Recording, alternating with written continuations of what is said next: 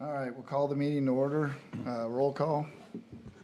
Okay, Tony Gutzweiler, Here. Doug Amberger, Here. Luke Kaiser, Here. Ken Wanstroth, Here. Pat Weisbrod. Here. Okay, I need a motion to approve the meeting minutes from the February meeting. Actually, it's from June. Oh, it is? Yeah. Oh, that's the wrong thing. Okay, from the June meeting. I'll make a motion to approve. Any second? Second. All in favor, say aye. Aye. Opposed? Motion is approved. Okay, so we're here for one order of business tonight, and that is the property at 3 West Pearl and 1 South Main. It's a use variance. The property is currently zoned DT or downtown, but is used as an I-1. It got grandfathered in when the city got rezoned. And the property owner is looking to sell the properties and asking for a variance to continue to use it as an I-1. So do we have a representative from, all right, would you, go back to the podium and.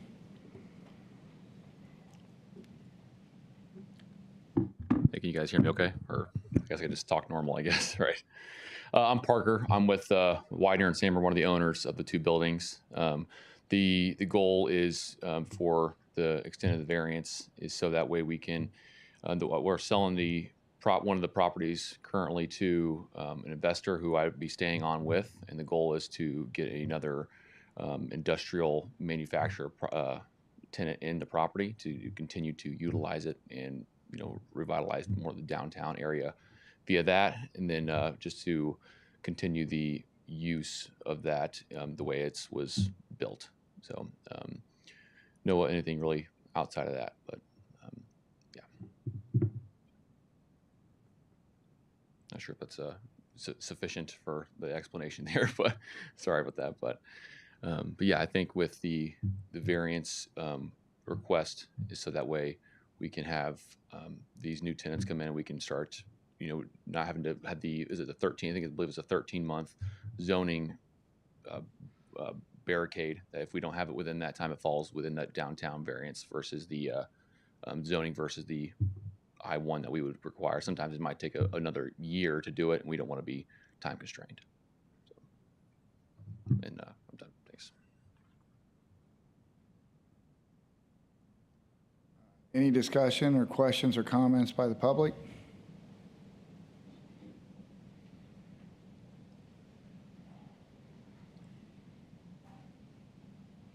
Good evening, John Kellerman. I'm one of the neighboring property owners, and I guess my question is, what is it you're planning to do over there? Who's trying to buy it?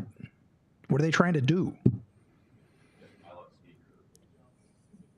Grab this microphone and give it to him. Or one of you guys. Just grab the one. Bless you. Thanks. Sorry. Just hold the whole thing here if I need to. If I just hold this. It's on already. You can hear me okay? Okay. So the goal, for the property to if we were, the goal is to sell it to an investor who right now I'm very close with, and basically the goal is to put up on the market for lease for a manufacturing, distribution, warehousing company. Right, because that's the goal for is to create investment and cash flow for this investor essentially. So that'd be the goal of having a well respected tenant in the property to essentially distribute goods and manufacture. So are they trying to make stuff or store stuff? And that's going to be kind of the decision moving forward. The goal is just more. I think it's best suited for warehousing and distribution versus actual manufacturing, because I see I'm sure you're probably concerned if someone's going to be making something strange in the building next door, but the forethought here would be mainly warehousing distribution. That's the companies that we're trying to attract essentially, and we have a few people around town that we're actually talking with who would be doing just that. Well, okay. Well, my concern obviously is that when something's grandfathered in as a general matter, it's because the use is established. Everybody knows what it is that they're doing, and you know what the variance from the accepted zoning code is going to be. And if people are going to vary from what was done before, that can cause a problem. So it sounds like, I mean, it sounds like maybe you don't know what they're going to do. I mean, I don't know the company or the distributor who would be in there, essentially. I don't know what company that would be, but I do know that it would be a industrial manufacturer distributor. But I see what you're saying, where the variance, it wouldn't be anything that's not been done there before. It wouldn't be, hey, let's come in here and renovate the whole place so that way we can start storing barrels of diesel gasoline or something like that. You know what I mean? There would be no environmental. John, it has to meet the requirements of the 1L or the I1, Yeah. which has its own rules on what it'll allow. So it can't just be whatever they want to do there. Right. Correct. Well, right, I guess, but I mean, right now it's DT. What are the things that you can do in I-1 that you can't do in DT? It's basically general manufacturing, and there might be one other, right? John, you may know. Right. I mean, not too much of a difference. Yeah. I think that just opens up a difference for the potential tenants that you could open up, because some require that I-1 or that type of zoning. And with, I guess, the light manufacturing, there's a big difference between the heavy manufacturing, I suppose, which is a completely different thing. But Sure. I'm not sure that answers the question or not, but. Well, I guess I don't know. It's up.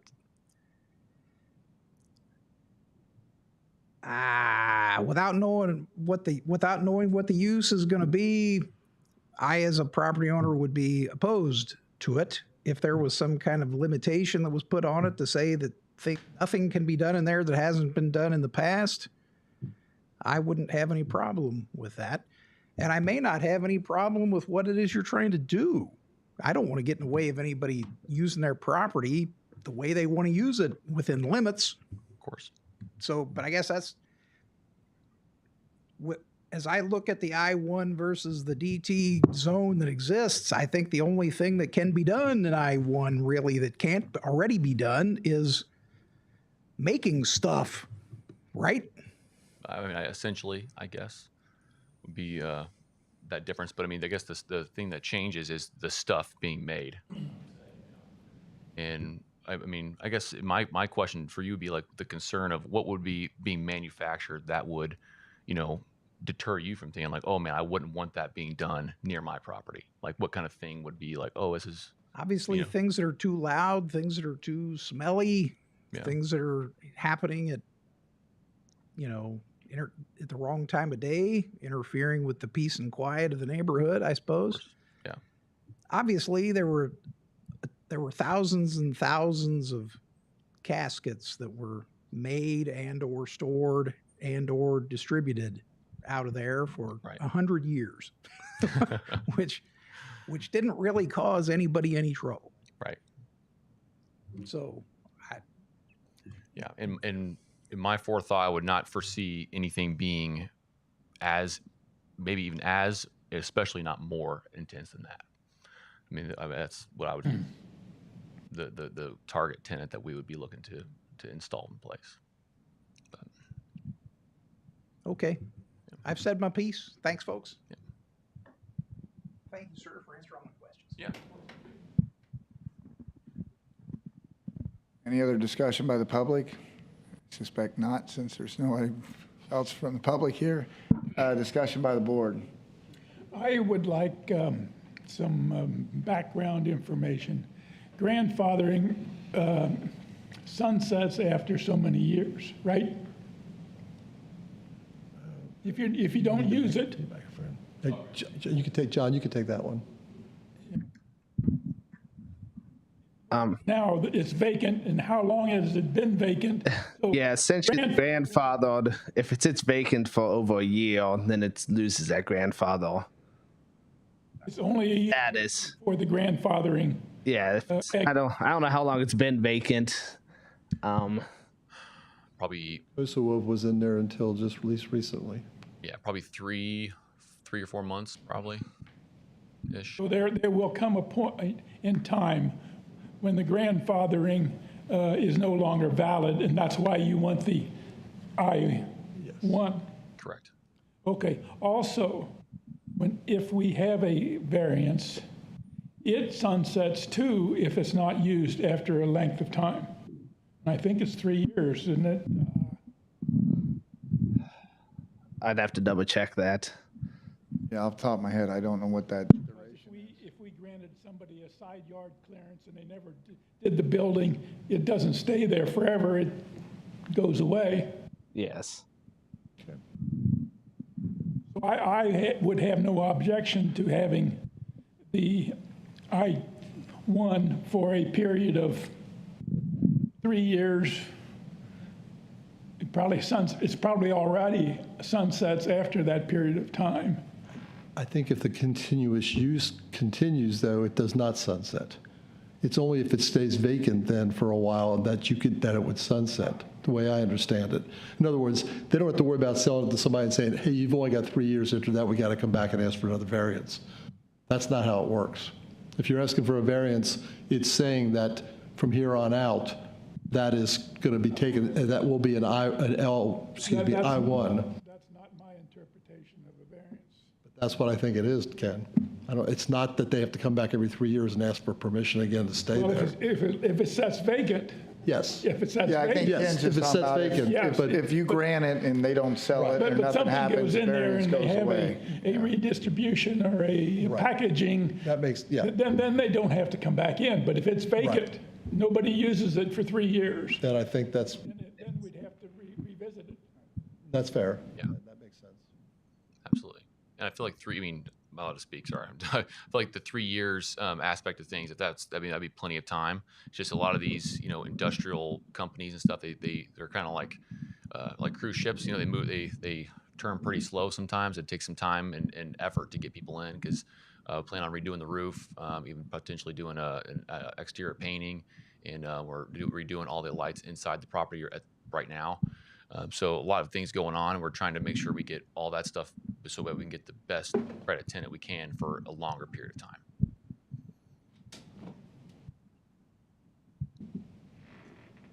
Any other questions or discussion by the board? So, just so I understand on the prior conversation, it is already, because it's been 3 months removed from a tenant, it's already an I-1 designation. And it would be an I-1 for 9 more months. Yes. Assuming a tenant is found within 9 months. The request is being made is, we don't want that 9-month expiration date. We want that extended for a 3-year period. I'm not sure whether the variance, it's in the book somewhere and I didn't research it. But you're right on the first part, is that they want to extend it to make sure that they're not in there doing it, fixing it, taking their time, and all of a sudden, oh, I'm sorry, it's been a year, you missed it. They got to make sure if they're selling the building that somebody knows that they can work on it. It's not going to take them 3 years to do this. I mean, No, but it could take longer than 9 months, you're saying. exactly. Again, my reasoning for presenting that way is for the concerns of the public. We're not changing the current expected use of that property. We're just assuming, or we're allowing a little bit more rope, so to speak. That's how I think, that's what I understand. John, would you agree with that? Grab a microphone. Yeah, I think. I'll go back. John, you got. I think it's very clear that when property's grandfathered in, as long as it keeps being used, the grandfather status stays as long as it's being used. I think it's very clear in the code that if you don't use your variance, or you don't use your special exception, or you don't use your grandfather provision for a whole year, you're done. You don't have it anymore. Sitting here, I was trying to look up real quick how long variances last if you don't use them. And I didn't anticipate that question, so I didn't have it looked up ahead of time, but it should be easy enough to find there in the code, in the procedures section, I think. So yeah, I guess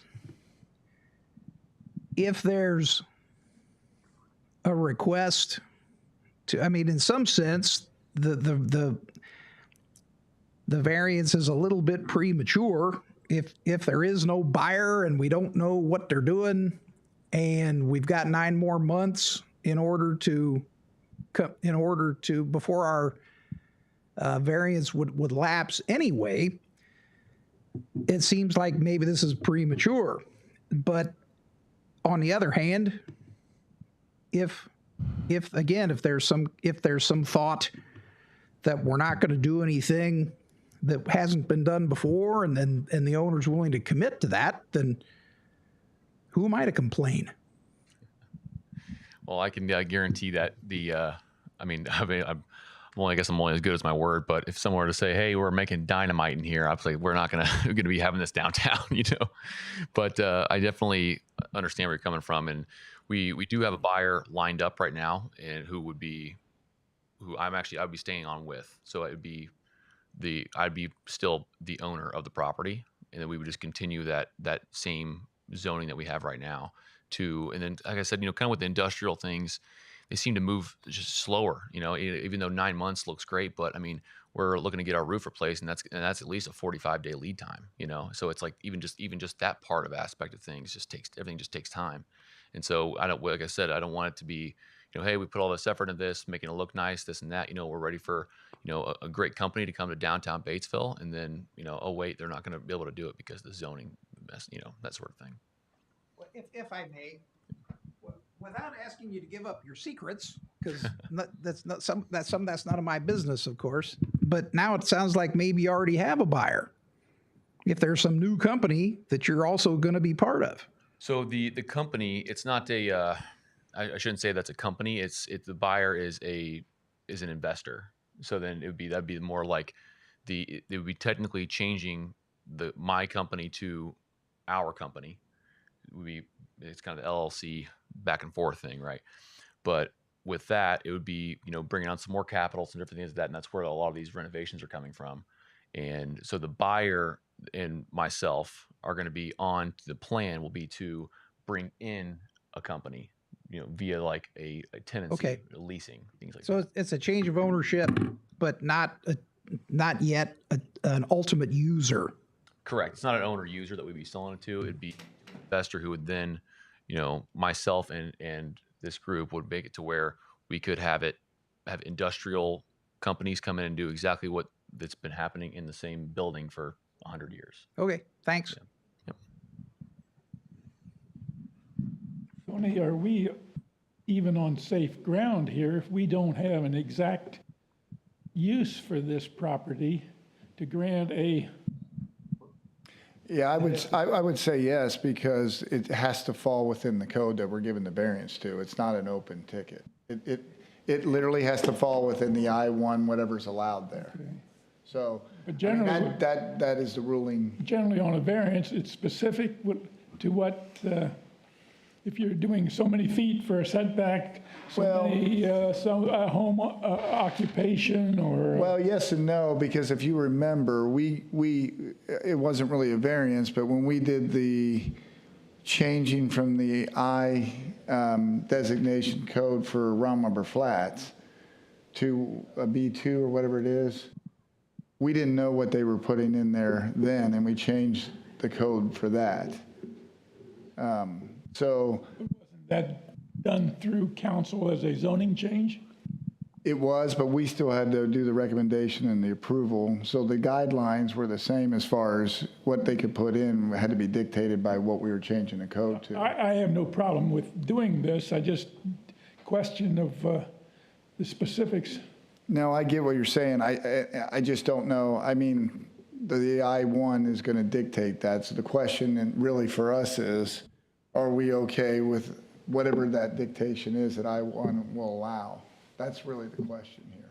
So we're not on shaky ground for that if we approve it. We just have to decide whether or not we're okay with whatever's allowed in an I-1. Well, I think we're used to hearing the variance request for a use. They want to change the use of a property. We're not asking to change the use of the property. We want to vary the code by eliminating this expiration date. That's the variance we're voting on, right? So the use is already there. We're just trying to vary that bookend. I think the reason it's called a use variance is because if you don't approve it, the use will go back to DT. I So that's don't why- disagree. so- Yeah. but- Yeah, you're right. The other part about this is the purpose of moving into DT to begin with. I mean, this happened in a rezoning deal. Was this a situation that might have been overlooked in it? Because it was an I-1 before, was it intentional? I don't know what the thought process behind it I don't know was. how it got that changed Yeah. in the last. So the reason why it's grandfathered in, because it just in the rezoning, I think it was probably more about properties within a certain area that just became DT, if I had to guess, but that would be a guess. So, because it was I-1, that's why it's grandfathered in. And so that rezoning was that 2 years ago, 3 years ago? What was that? 20. Yeah, so about 3 years ago. So I don't know if that was a purposeful in the sense of we want that building to be DT and not I-1, or if it just fell within the footprint of we're making all this DT. I don't know. That was my understanding. Was we just kind of made neat boundaries. Downtown is going to be more of a footprint. Yes. And we haven't been rezoning the stuff in between them because we just don't want all these spot rezones and, spot uses within the boundaries. So we just made neat boundaries and everything in there. There's a concern about spot zoning, but I mean, in a case like this, we have a historically Yeah. industrial downtown. I mean, there's only so many uses for those Yes. buildings. I mean, we've got to continue to make them marketable. I mean, empty buildings aren't doing any of us any good.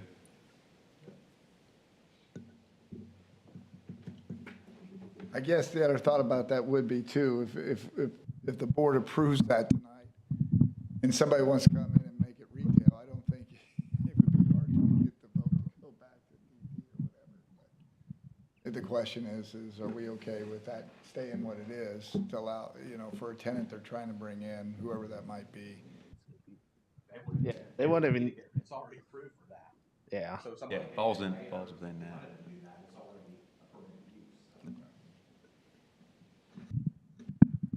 Maybe you want to check for retail. Any other discussions? Without that, I need a motion to either approve or deny the variance to changes to grandfathers and I-1 property. I would like to make the motion, but to include a no more than 3 years if left vacant. Do I have a second? I don't think that's an unreasonable request if it's allowable. I mean, I think that that's a really good idea to say, hey, we don't want to leave this totally open-ended, but can we do that? We have put stipulations on variances in the past.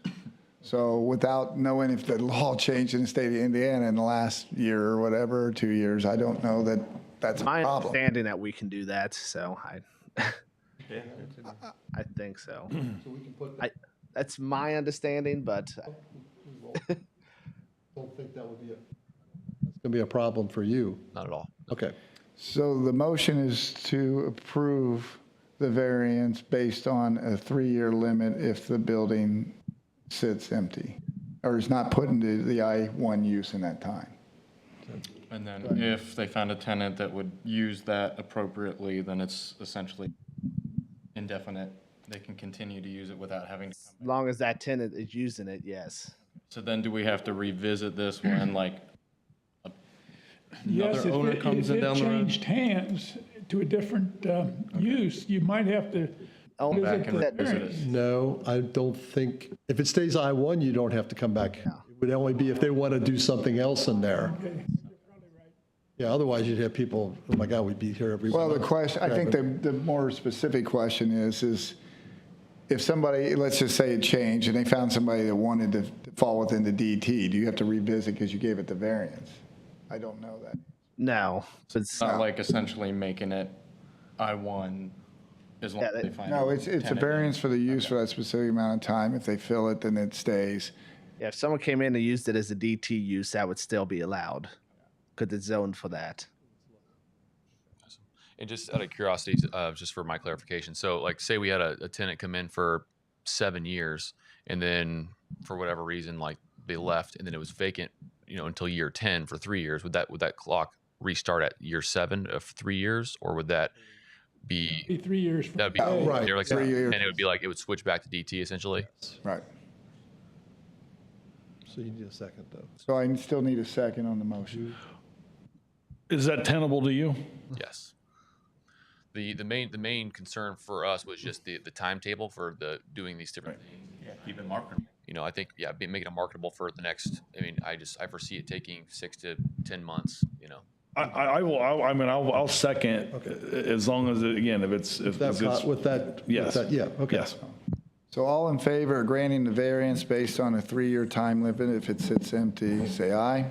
Aye. All opposed? Motion passed. Thank you very much. So without anything on the itinerary, I need a motion to adjourn. I'll make a motion to adjourn. Second? All in favor? Aye. Opposed? All right. Adjourn.